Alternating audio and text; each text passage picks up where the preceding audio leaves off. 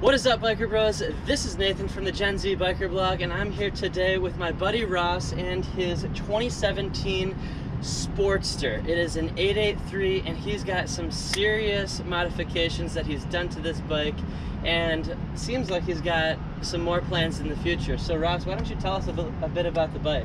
Sure. Yeah, so obviously being a Harley guy, first thing that came to mind was the pipes. The stock pipes didn't sound too bad, but obviously wanted something a little bit more loud and powerful, not so muffled. So went with the VANCE and HINES Shortshots. Gives the bike kind of more of a clean look. You lose a lot of the mufflers back here towards the rear wheel, so it kind of just cleans it up a little bit.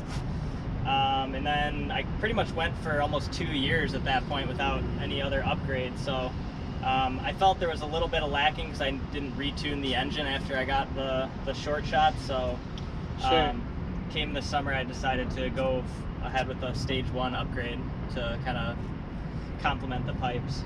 So what all does that stage 1 upgrade include on this bike aside from that exhaust?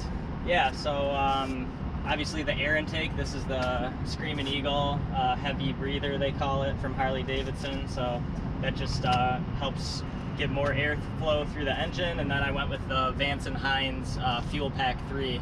I did a lot of research between the Harley version and the VANCE and HINES version, and I just felt that suited my needs a little bit better.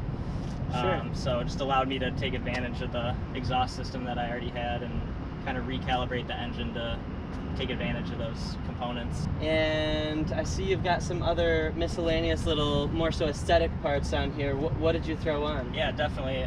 First thing I did was kind of remove a lot of the chain guards. There's a couple plastic or belt guards, I should say, just to kind of give it more of a naked, clean look. Obviously there's a safety implication there. Got to be a little bit more careful not to get your pants stuck or whatnot, but it kind of cleans up the back. And then I also went ahead with the KURYAKYN Auto, I believe it's called, ATTO. Okay. Turn signals and brake lights, so they're really low profile, kind of eliminates those big antenna looking in the bullets on the front, so kind of just cleans it up and gives it more of a naked look. Yeah, and to give you guys perspective, quite literally, like my pinky fingernail is how big these little headlights and turn signals in the front and the rear are. And it looks like did you do a new front headlight? Yeah, so I went ahead with the eBay version of the LED. I believe the Harley one, I think, is around $600 almost, so obviously it's probably a lower quality LED, but so far so good. It's about 3 years old and still works pretty good. Looks pretty close to the same too. So any idea how much you spent on that from eBay? I think it was $45 maybe. Okay. It's super easy install, plug and play. Connector plugs right into the back of the headlight, so it couldn't be any easier. Sure. So what are your plans for the future of this bike then, Russ? Well, now that I got a little bit more power from the stage 1, I definitely am thinking about doing the 1200 upgrade. One cool thing about that is your insurance, you still stay as the 883, so you kind of keep that lower insurance value, but you have the bigger engine, so it's a little bit of a sleeper. Yeah, exactly. In terms of the insurance company knowing, at least. And it's never going to be a super fast bike, you know, it's not really what this bike is about, but obviously you want to try and eke out as much performance as you can, so Sure.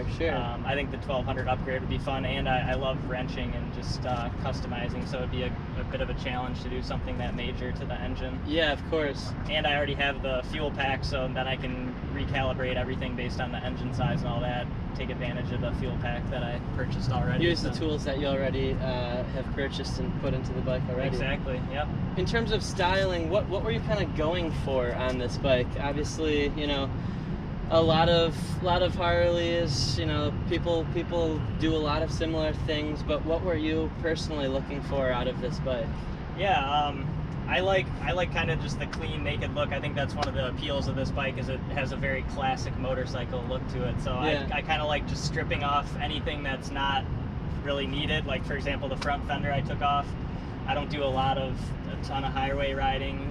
Again, it's a little bit of a safety concern maybe for rocks and stuff, but I kind of just like the naked look. So as I go, I'm just slowly taking taking more unnecessary parts off. I'd like to eventually go for kind of the bobber chopper look. Okay, so chopping the rear fender. Yeah. So I got my girlfriend a bike now, so I don't need the pillion as much. Of course. So I'd like to, maybe chop here and get a little bit more of that tire exposed. Sure. And maybe raise the tank up. Or a lot of people kind of remove this harness caddy here to try and get more. It makes it look like a tank raise, but you leave the tank in the same position. So. Any plans for a chain conversion at some point in time, or are you sticking with the belt? I have actually thought about that. I've seen a couple on Instagram that look really cool. Yeah. I don't know what the performance implications are behind that, if there's any pros or cons. But yeah, I've definitely thought about that. And some people, I think, even expose this sprocket. Like, they'll get like a half cover there to kind of show that sprocket. Sure. So I've thought about that too. That's what's cool about the Sportsters. The possibilities are kind of endless. endless. I mean, personally, I've seen some crazy Sportsters, in particular.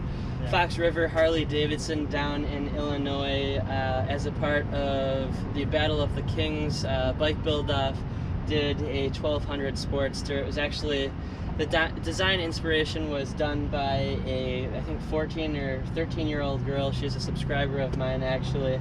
But they did it all like purple, white, and gold, so they did a gold chain conversion.